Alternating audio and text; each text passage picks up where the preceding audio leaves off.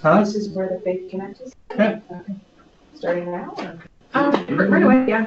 5 minutes. Hey, Sean. Yes. I'm using the logo band on Saturday. Hey, Foothills. Hey. Bertha, is that you? Yeah. Okay. Okay, sweet. You can hear me, obviously? Yeah. Nice. Hey, Tyler, I'm pretty much like set on 3 or 4 bars. Yeah? Yeah, just to let you know. I can't hear him. Serena Mom coming with me for part of the day, and then another staff member.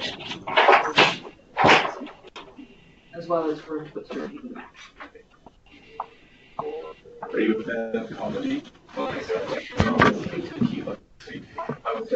Yeah, I sing. I'm not sure I'm willing to drive that around. Really? That's awesome. I'm so excited. I've driven, I learned to drive.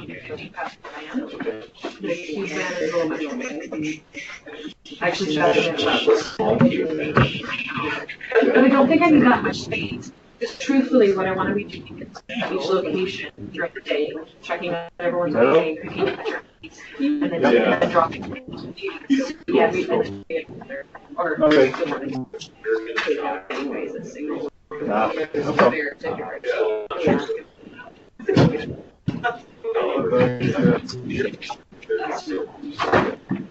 Oh, yeah. Yeah. Jonathan's going up. Regardless, we're good.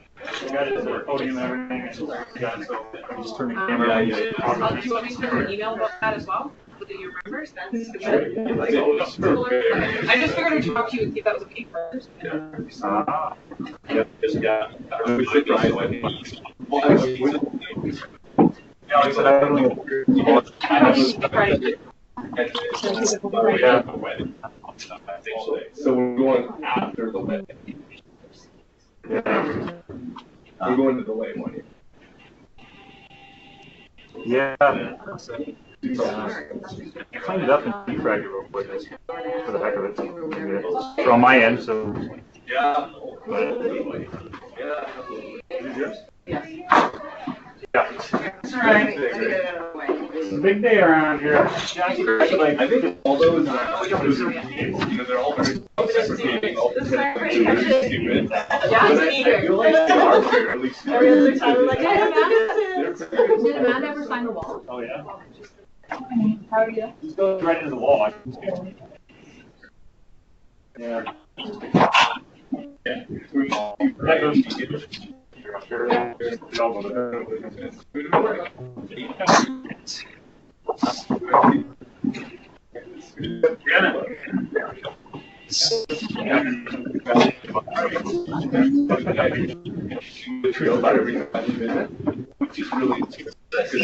That's fine. Because I'm gonna like. Okay.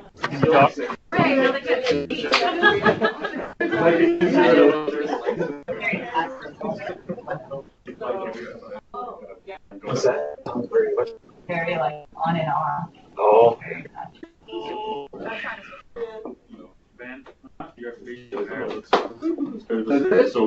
My wife is starting to complain a little bit, so I think I might have to trim it back soon. Like it's getting a little, she's starting to mention it's looking a little messier. It's time to do the old trims. Probably you'll be able to keep it for a couple more days, I'll trim it down. I really think you should get a checkered shirt and do a man bun. I really think you should just go away. I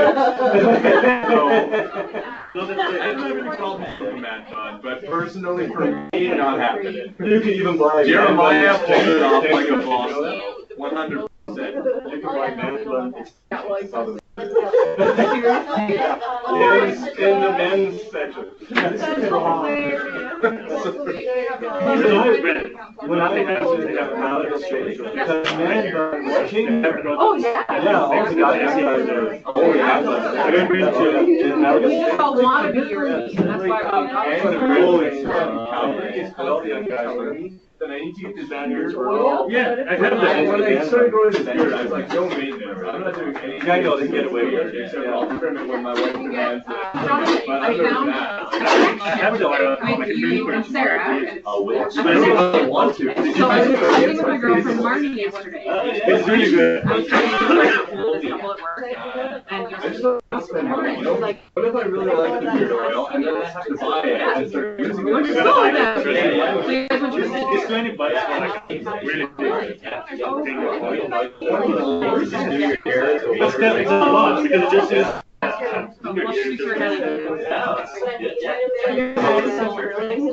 Yeah, Marty's one of my dearest. They have two boys and just one girl. Yeah, his little house. Yeah, that's awesome. Yeah, they're good people. This is really quiet. One angle is fine. You just look at it. Oh, they're gonna turn it. We won't be in. They're gonna turn it. So that's basically Jonathan. Move our meeting to 11, Muriel? No. Yes, of course we can. Oh, of course we can.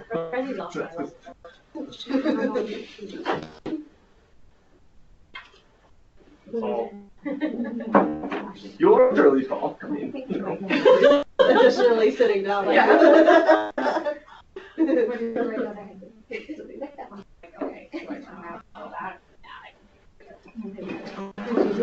are you gonna do one of these, Ben? Have you done one? nope. Nope. So you kind of did when the intern was here. Oh, no, really, Alyssa did the whole thing, I think. Trying to give you one. Yeah. I didn't really do anything.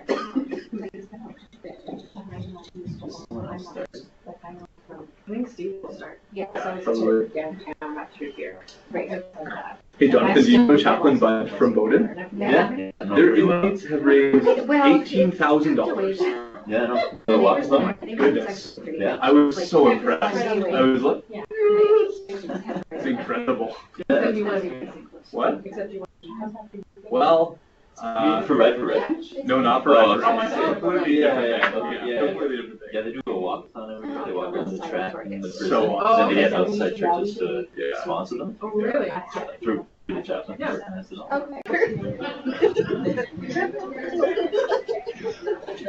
Good morning, everyone, and welcome to Faith Connect. I do have a few announcements. They fill the entire page, but hopefully I can get through them really quickly. I don't know if any of you remember, but today our phone system may be down for a period of time. Does everyone remember that? Not so in Edmonton. I think you guys are okay, and you're okay at the shelter. But here in Calgary, we're switching from one Shaw system to giving our IT department more freedom to make changes for us. You know, I know a lot of times our IT department gets a lot of flack because of things that are not in their control. So now things will be in their control. So we're excited about that. But the pressure's on them too, right? Anyways, so you may, if you're calling out, you may have to use your cell phone. Just a little reminder. Edmonton Ride for Refuge is October 1, which is Saturday, right? Yes, there you go. All right. Starting on Monday, we will begin the second year of the Best Christian Workplace Survey. So we would appreciate if every one of you filled it out. It's important for several reasons. One, it's important for us to measure our culture. How are we doing? How are we doing as an organization? How do you feel about the organization you're now working in? And our goal is to become the best Christian workplace in Canada. So in order to do that, we've got to score much higher than we did last year. Last year, I think our score was 3.8 3.8 something. And in order to be a best Christian workplace, we need to be at least 4.22.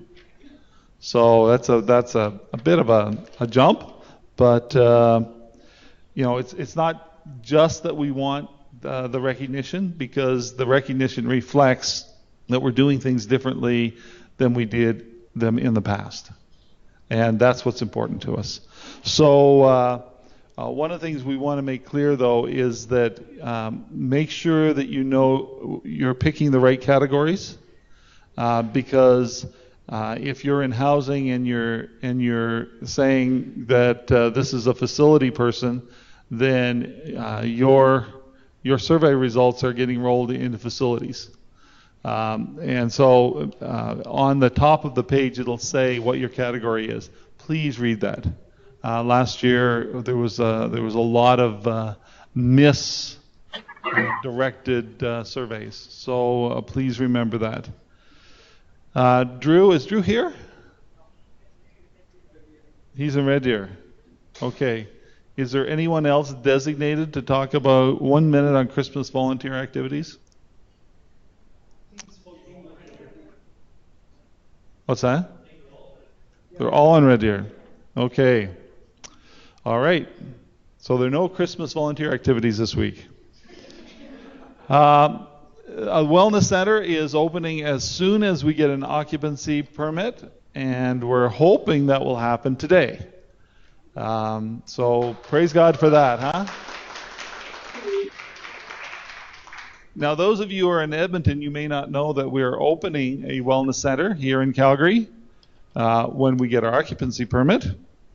But it will be a one-stop shop for advocacy, counseling, doctors, occupational therapists, chiropractors, and chaplaincy. And so most of these positions will be filled by students or practicum and not paid staff. For staff, if you'd like a tour of the Wellness Center, please contact Boris and he can arrange it. Likely have your managers, go to your managers and say, hey, we'd really love to have a tour of the Wellness Center. And look at that, right after this meeting. Did you hear that, Edmonton? Okay, We'll be right there. Maybe we'll arrange another time when you're down. Next week's speaker is Chaplain David. So we're looking forward to David's words to us.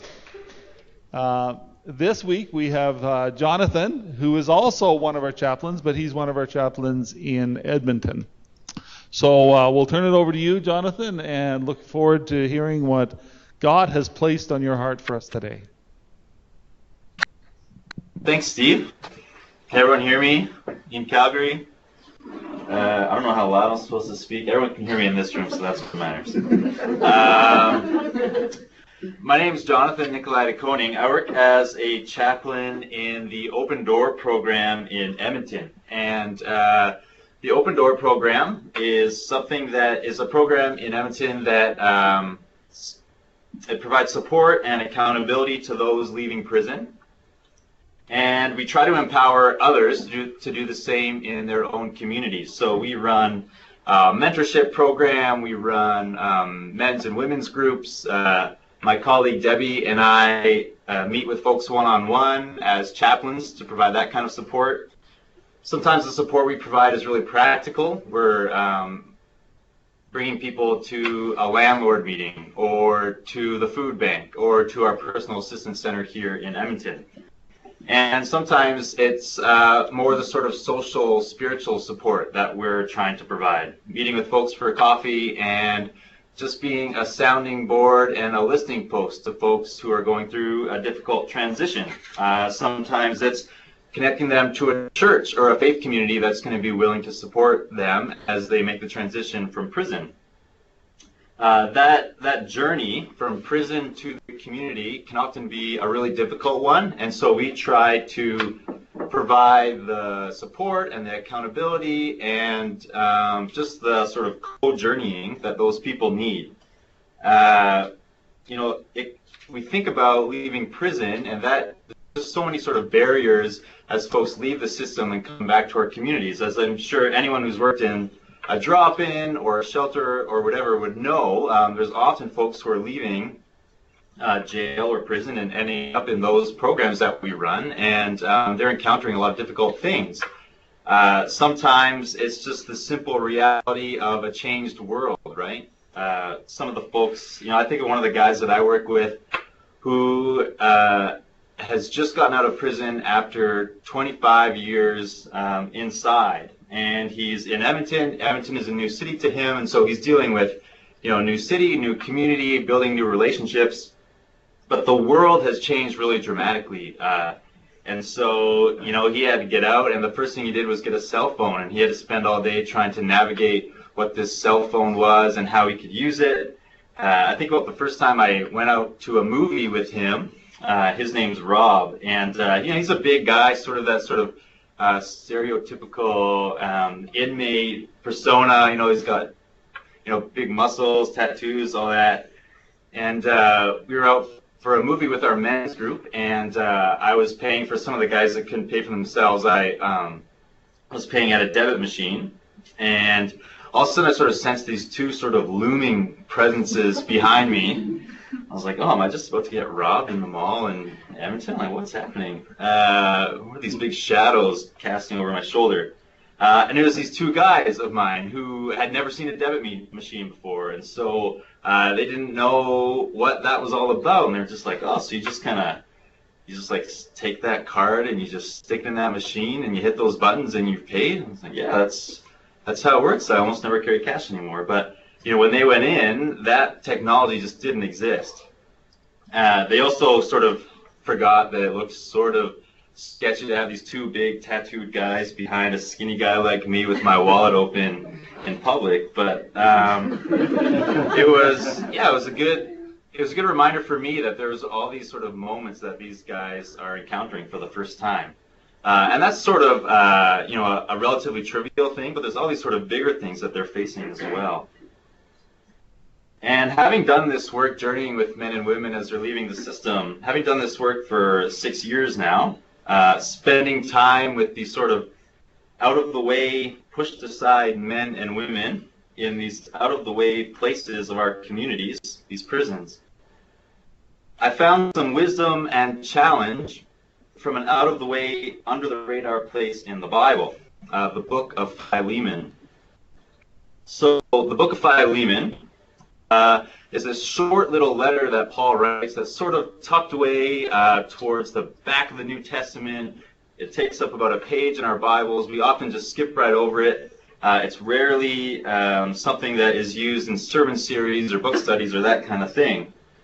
But I found a lot of wisdom and challenge in that book.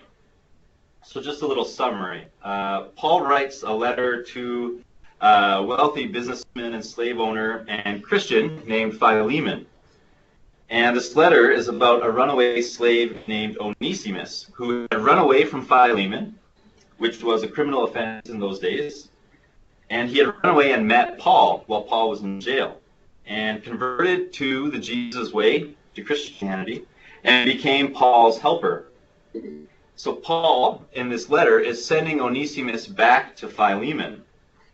And so Philemon had a number of ways to respond when he would see this former runaway slave come back to him. One was the way of the Roman Empire, where legally he could have just rejected Onesimus and imprisoned him and had all manner of things done to him as punishment for running away. Or he could have just taken him back as before, as his slave. Or, and this is the way that Paul is encouraging Philemon to take, he's encouraging to take the Jesus way, to sort of turn the logic of the kingdom on its head and welcome back Onesimus, and these are Paul's words, no longer as a slave, but as a brother. To welcome him back no longer as a slave, but as a brother. That phrase, no longer as a slave, but as a brother, is, I think, a great window into what a sort of restorative, dignifying, humanizing approach to our work might be. So I've asked myself over the last several years, as I've struggled with my work and this text and that phrase, what would it mean to see these men and women that I meet no longer as an inmate, no longer as an offender, no longer as a parolee, but as a brother or sister, as a person uniquely bearing God's image to me and to the world? Dietrich Bonhoeffer called this practice remembering to view our neighbors, all of our neighbors, as someone for whom Christ died.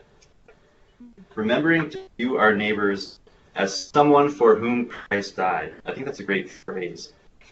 So what difference does it make to view the folks we encounter in our work at the Mustard Seed as brothers and sisters before we call them or label them anything else?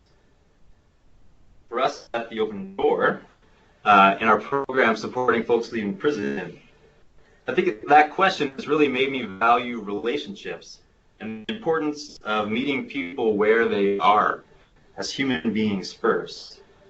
So they're not clients or service recipients or former offenders or whatever it may be first. And sometimes we have to use those labels. But first and foremost, these folks are brothers and sisters. They are a human being with a human story. In our work at the Open Door, it's made us really value second chances. Trying to remember, as Chris Knudsen, who did this work for a long time, says, remembering not to define anyone by one of the worst decisions that they've ever made. Or sometimes defining them by a decision that was made for them. But instead, remembering to see them as humans with a human story. I hope that's a grace that people extend to me as well, not defining me by the worst decision that I've ever made, and there's been a number of them, but as someone who's more than just that. Remembering that nobody is just an inmate, or just a former drug dealer, or just someone on the street, but something much more. One of the ways that we sort of acknowledge that in the Open Door program is really valuing celebration, celebrating the people that we encounter in our work. Sometimes one way that we do that is through, in our men's and women's groups, celebrating as much as possible. So we celebrate birthdays or children's births or reaching milestones of one sort or another. One of those milestones is often parole. So when somebody gets parole, we want to celebrate. And one way that I do that is I go to Save On Foods, which is nearby to the place that we run our men's group.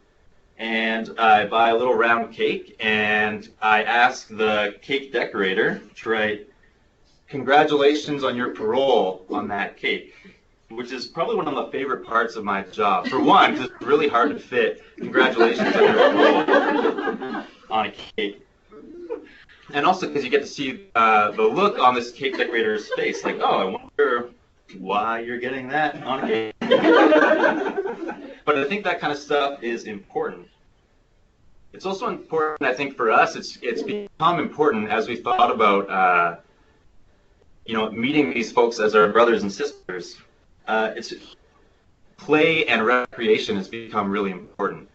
Knowing that things like, food and a roof overhead and a good meal in our stomach, that stuff is important. But, human beings are a lot more than that.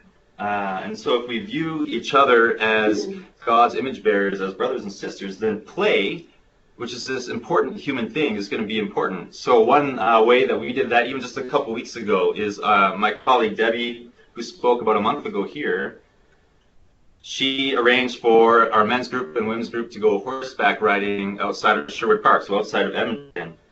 And just to see the looks on the guys' faces, some of these guys are in their 40s and 50s, and they grew up horseback riding.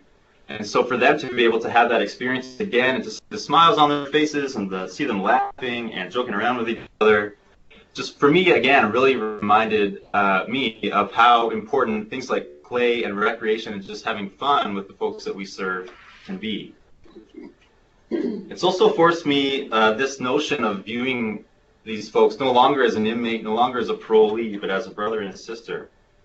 It's forced me to ask myself over and over what can be some difficult questions. Questions like, what does it feel like as a 45-year-old or a 50-year-old former inmate to have this young guy like me tell them they can or can't do something? I meet many men who could easily be, my uncle or my father. And so how can I both provide challenge to them and support them in ways that maintain their dignity? Because I am a lot younger than they are. And so I think that's something a lot of us at the Mustard Seed can be challenged by. What does it feel like for a 50-year-old guy coming to the drop-in at the Mustard Seed to have someone meet them at the door who's 21, fresh out of college, and just in a very different space? So what does it look like to maintain folks' dignity in those settings? How can we give, another question that I've often asked myself is, how can we give folks that we serve, our community members, opportunities to give back? I think one way to really humanize and provide dignity for people is to have them have opportunities to return the favor, sort of, to give back to us. What does that look like? I used to spend every Wednesday afternoon at the Neighbor Center drop-in here in Edmonton, one of the other locations of the Mustard Seed here in Edmonton. And I just loved at the Neighbor Center how the folks that sort of ran that place, Paula and Rochelle, were able to give people opportunity to clean or to help stack chairs at the end of the night or whatever it is, because those opportunities are ways for people to participate in this community called the Neighbor Center and to have some dignity, some way to give back in that setting. In my men's group, we have a potluck every other Saturday. And when I first started coming to that potluck, it was something that was started by Chris, who came before me. And we always stop by the grocery store on the way with the guys that we're bringing. And we give them opportunity to buy something to contribute to the meal. And I always thought, like, oh, these guys are kind of just getting out of prison, and they don't have a lot of resources, and so why are we asking them to contribute food to this thing? I can just cover it all with our meal budget or whatever. But after having reflected on it, I recognize that giving these guys just a simple opportunity to buy a six-pack of Coke or to, buy a bunch of bananas or whatever it is that they like to buy. Usually it's some form of fried chicken. It's an opportunity for them to give back, I think, in a way that they can feel like they're contributing. They are contributing. I think that stuff's important. What might it look like to give opportunities for folks from a variety of backgrounds and experiences the opportunity to sort of level the playing field for a while and meet each other in our humanity? What does it look like to sort of meet each other as equals, even if it's just sort of a short time in our programming? Something like the Neighbor Center's community kitchen, or I think about the way that volunteers and community members work together in the garden here in Edmonton on Friday afternoons. Common work, common meals, I think those are important ways where volunteers and our community members can sort of meet each other for a short time as sort of as equals on level playing field, and sort of the power dynamics that are often a reality of our work they sort of disappear for a while. Paul's words to Philemon, I think, can be a constant reminder to see the folks we serve as brothers and sisters, as fellow creatures of God, broken in our own ways, but invited to image God in ways that only they can. Folks with things that only they can teach us, if we have the ears to listen. So I grew up in a Calvinist tradition, so I'm going to read a quote from the man himself, from John Calvin. So some people that'll be a good thing, for some people they're squirming right now. But I think it's a great quote and sort of speaks to what I've been talking about this morning. God himself, looking on human beings as formed in his image, regards them with such love and honor that he himself, that God himself, feels wounded and outraged in the persons of those who are victims of human cruelty. God himself feels wounded and outraged when those folks experience human cruelty. Poverty and homelessness and hunger are forms of cruelty, and God himself feels wounded and outraged when our brothers and sisters have to experience that. I hope we can all view the folks that we encounter in just that way, with such love and honor as God does. So let me pray for us all. Creator and reconciler, grant us, the community at the Mustard Seed, and all other like-minded people and places, the courage and imagination to see those we encounter in our work as brothers and sisters, mysteriously connected as members of God's creation. Give us your Spirit, who alone can give us the eyes and ears and hands and feet to do the work of welcoming everyone, no longer as a slave, no longer an inmate or homeless or an addict or whatever, but as a brother and sister. Amen. Amen.